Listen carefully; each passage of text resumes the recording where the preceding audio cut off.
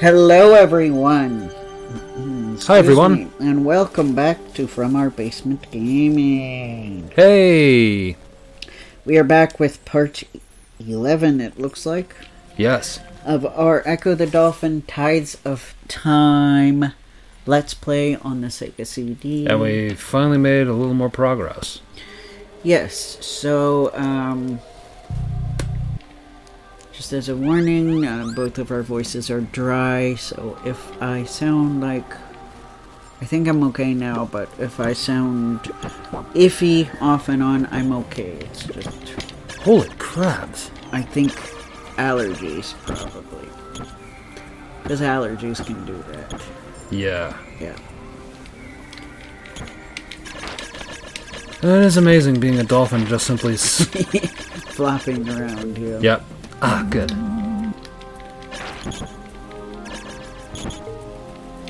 Eat up, little glyph.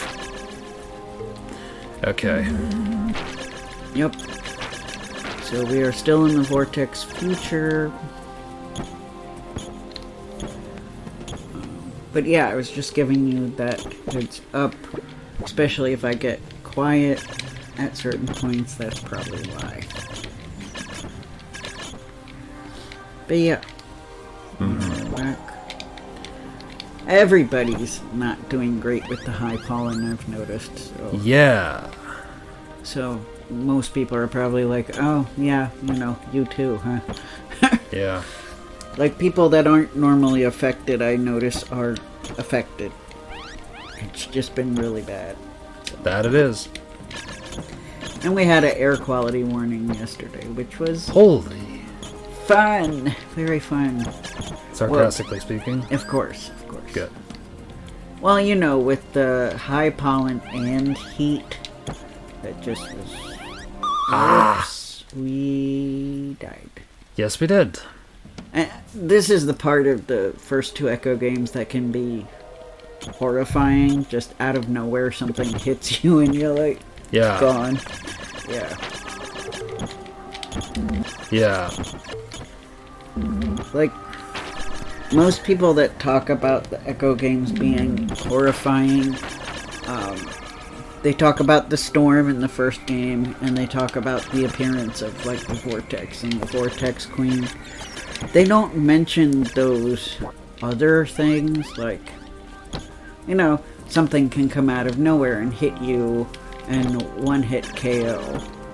Yeah. Most enemies don't, but some of them do, and that and the really loud noise he makes in the first game when he dies, which we occasionally have in this game, but not always.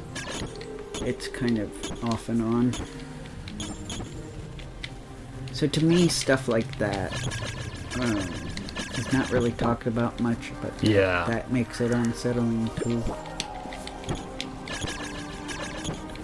Yeah. Yeah. Mm-hmm. This dolphin's done a lot. Yeah.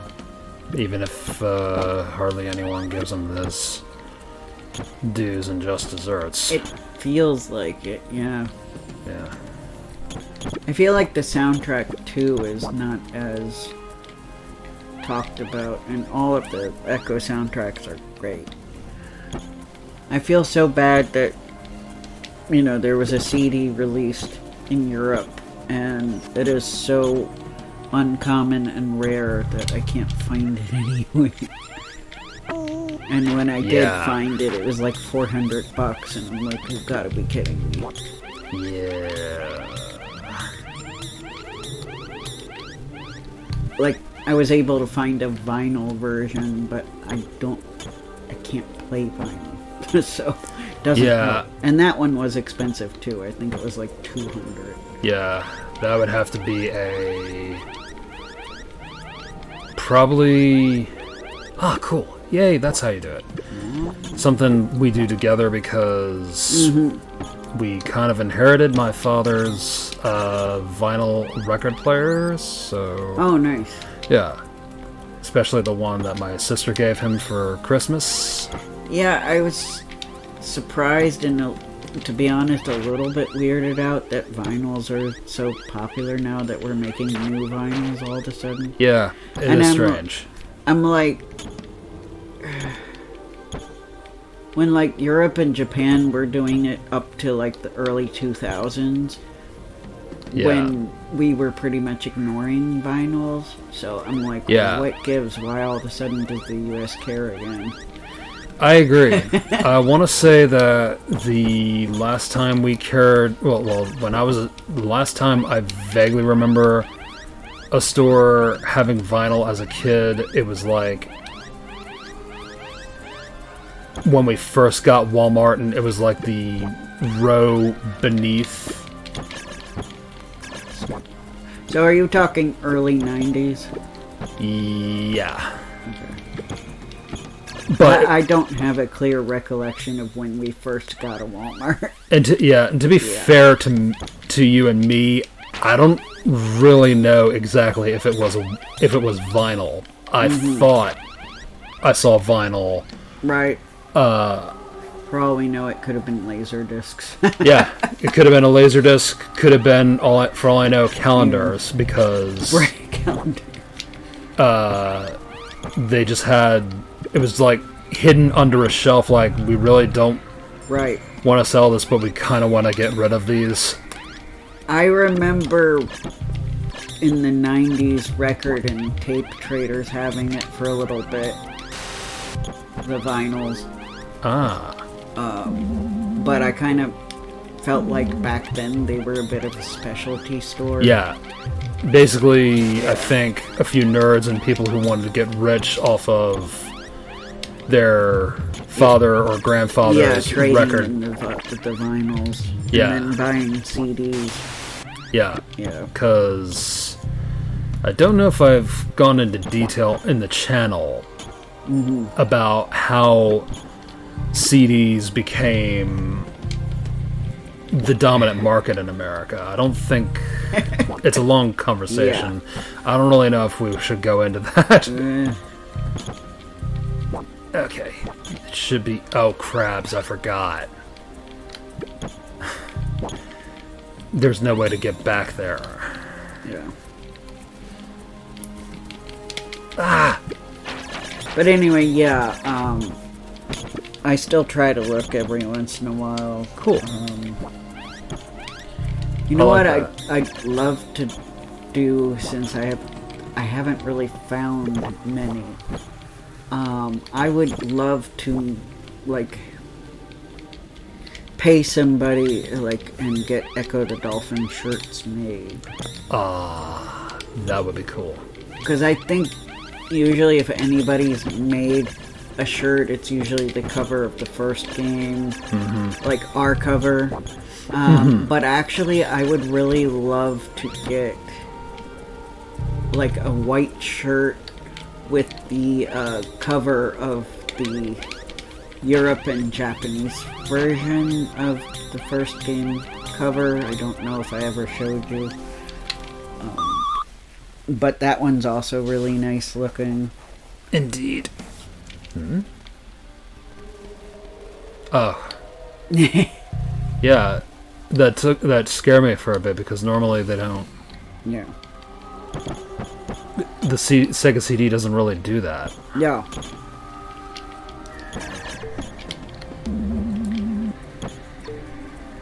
So yeah, I'd love to get some that would be shirts awesome. made with, you know, our cover of the first game is nice, but it's like super common. So I'd probably get it, but I think I'd like to do some of the alternative covers as well. And I imagine you'd like Tides of Time representation. Oh yeah, the Tides of Time cover is nice too. I could see getting like a blue or dark green shirt with that cover. Yeah, it would work. Picture. Especially like, because I know we don't show us putting the disc in the player or whatnot. Right. But the disc for... Oh, cool. For Tides of Time is really cool shade of green. Yes. and I love it. Yeah, I was thinking like that shade of green. Or you know, it's something to match, like the sea is kind of a greenish color on that artwork. The Tides of Time artwork. Yeah. So. Definitely. So yeah, I'm all for that. Yeah. And Oh, then, crap. And then, like, maybe having Ecco the Dolphin written on the sleeves, or something like that. Yeah, because that is something that would be really cool to add to give love to Ecco, and, well, I think Ed would be very happy to see us be that passionate about Right. his video game. Right. Well, somebody was sharing with him there's some kind of... I don't remember where they said this pub was. Maybe in London. Oh. But it, like, had Ecco the Dolphin artwork on it. Nice. And somebody actually said it was a gay bar. Ooh. And Nice to know that Sonic's not the only one. yeah. And they showed it to him, and it's like, oh, let's hang out Friday night. He was cool with it. Yeah. He's trying to get up, down.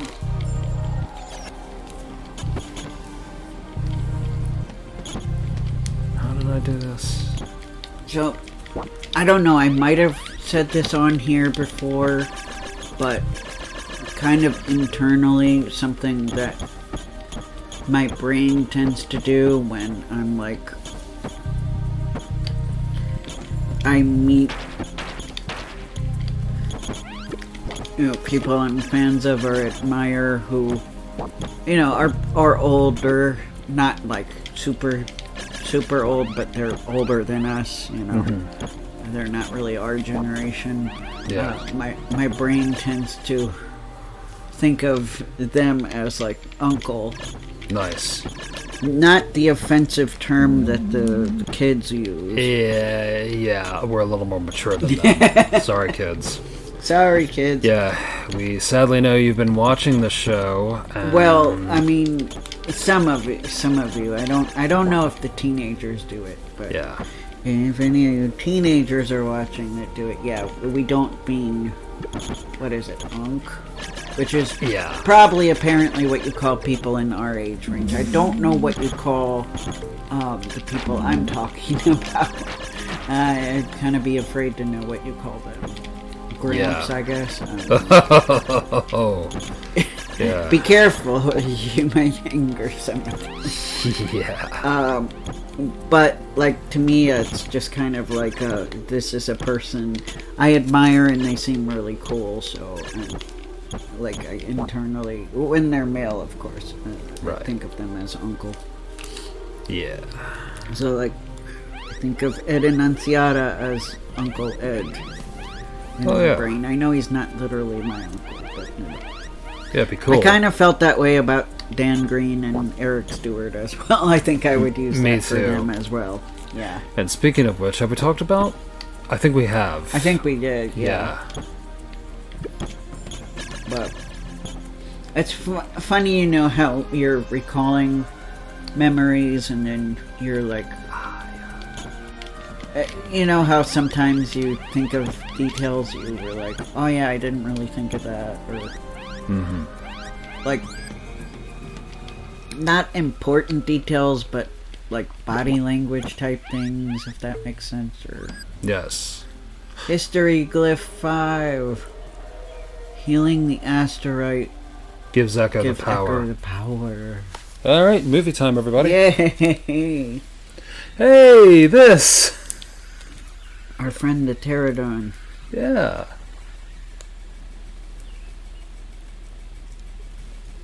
It's so cool to watch these. I know, it's so awesome. Though I don't think he healed the asteroid in the past. So that might be a little bit inaccurate. Oh well. Feel free to check when we played this back then. Oh, okay, it's attacking him. Yes. Angry Dolphin. Yeah, because remember back in... Okay, so it is accurate. I apologize, because he did attack him in the past. It's a little unnerving seeing this happy little dolphin with a frowny face. Yeah. Huh. It's interesting the creative liberties they did with the 3D one. Yeah. So it goes down, and... It's such a weird time paradox. Like, he has to steal that from the past asteroid to give it to the present asteroid. And I'm like, are you fixing a problem you caused? Question mark. I wonder too, and... Time machine again. Mm-hmm. So he... This gave him the power to be able to go through the storm. Ah. And get into the machine unharmed. Oh yeah, and that power. I don't think it quite looked like that, but okay. Looks kind of cool. I agree. Ecco with the laser beam. Just the sharks don't stand a chance. Yep.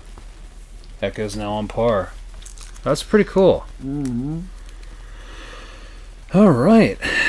So that's very cool. Alright, so where do I go from here? Where do we go from here? Yep, just like that song. Yeah. Yes.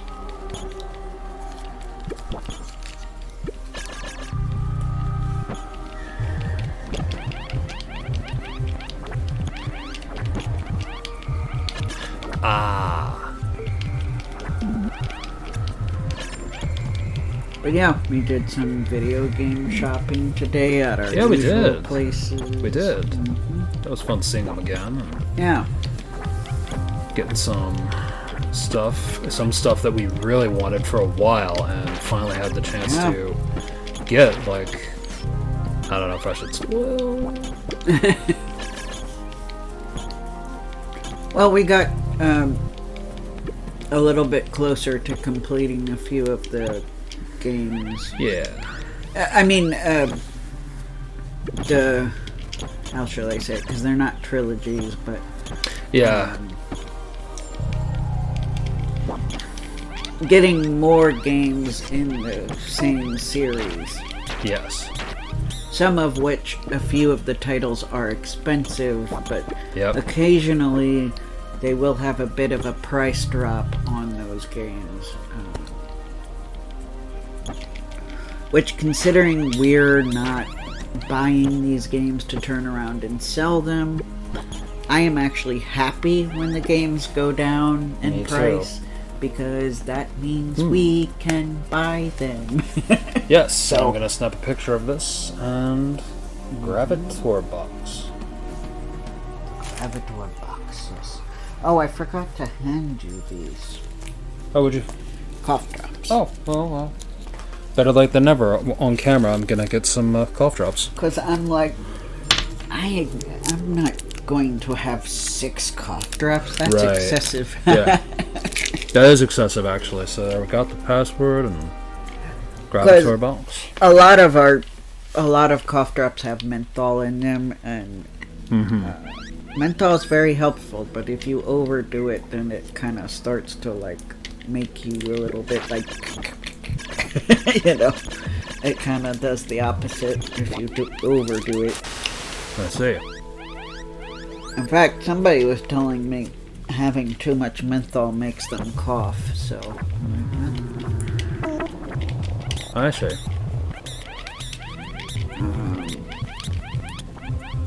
And when you're voice acting, they said not to do cough drops that have menthol because... it's very soothing because it, like, numbs the throat a little bit in terms of... You don't feel pain as much. It like soothes it. Gotcha. Alright. But when you're voice acting, you kind of want to know if you're getting to a point where you're going to feel a little pain so you can stop. Right. So the concern was that if you have too much of the menthol where you can't feel any kind of discomfort in your throat, that you might not have that alert like the, oh, I'm starting to push myself too much. Right. So they were saying, if you're doing and that's okay, because actually, even though they're harder to find, you can get cough drops that don't have menthol. They tend to be called lozenges. Lozenge. Yeah, I know, God. Yeah. And turns out the reason he was... knowing now why he was coughing, I don't know how lozenges were helping. Yeah. Because I'm like, if you're coughing up a hairball, a lozenge isn't going to do much for you. I love that show. I did too. I feel bad for it that it apparently got into a lawsuit thing. Yes, because another guy on a cable access network had accused them of plagiarizing and stealing his idea. We're talking about Road Rovers, by the way. Yep. If it was not clear, because I don't assume everybody in our audience knows about that show. Right. Now, how do I get there? But we suggest you find out about it if you don't know about it. Yes, we do. It was good to watch that again.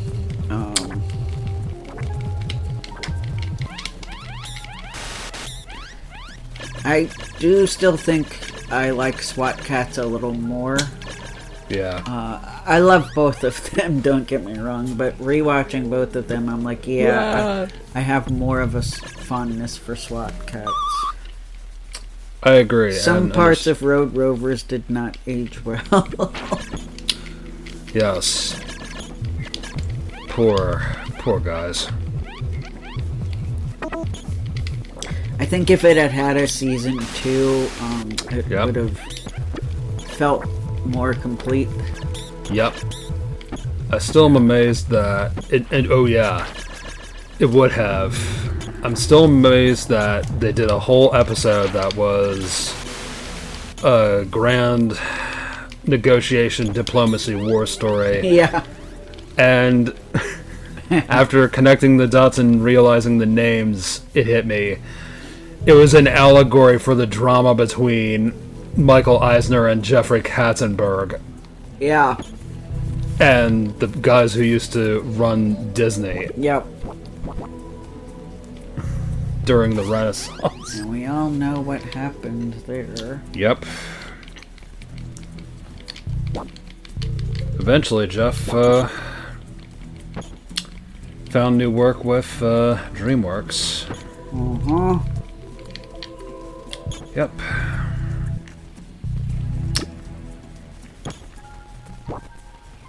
Alright, get up there.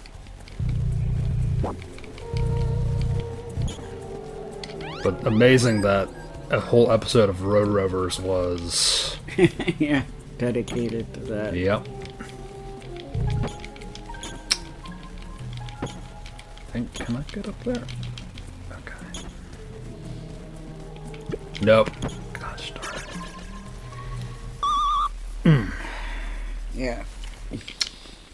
Trying to remember the exact pathway. Because it then hit me after a while that, oh, right, there's that magnetic field that helps Ecco. Yeah. Yep, basically.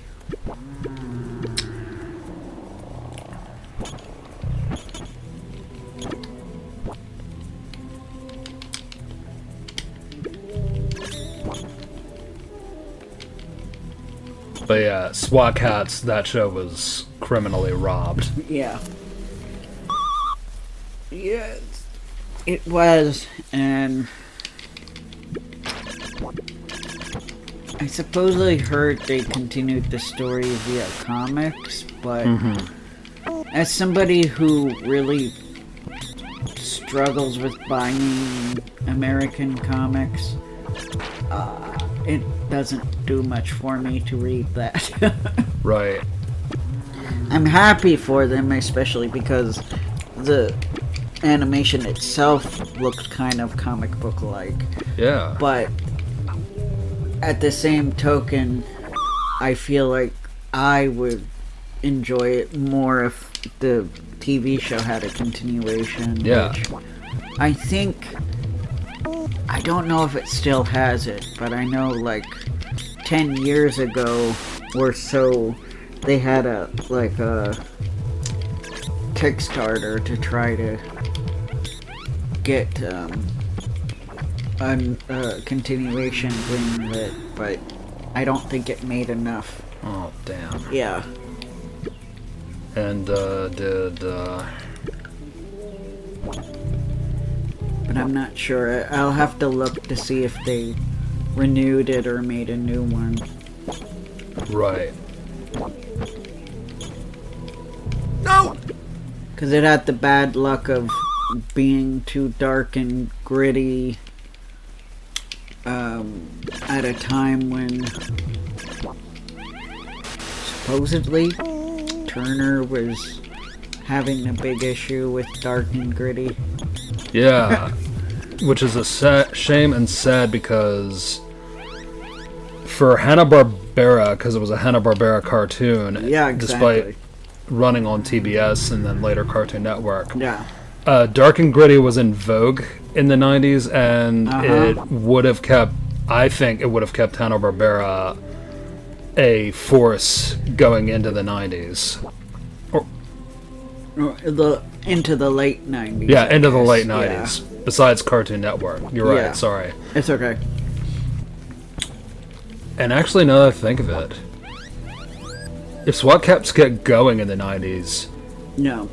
it would have felt right at home on Toonami Yeah. if It. TBS didn't want it. Yeah, and it's. You know, I had to remind myself it wasn't on Toonami because it felt so much like a Toonami show. Yeah. So, Yeah. think of it. Yeah, it would have fit right in with, say, the reruns of Reboot, the Yeah. 90s Johnny Quest. Yeah. Yeah. The edgy 90s Johnny Quest. Yeah. Exactly. So, yeah, it would have fit right in with SWAT Cats being in And there. Batman the Animated Series. Yeah, Batman the Animated Yeah. Series was there as well. The only question is, do they pick up Dragon Ball Z and Sailor Moon in that version of history?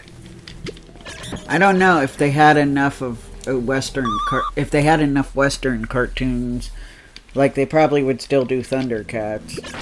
Oh yeah, we would have had endless reruns of Thundercats and Silverhawks. Yeah. Maybe they wouldn't have bothered to localize anime or air anime. I don't know. Maybe Fox would have kept more of it or got more of it. I don't know. Hard to say. Fox and WB maybe. Yes. So in that universe, with the rise of Pokemon, Sailor Moon joins Kids WB Wow, that would be so weird.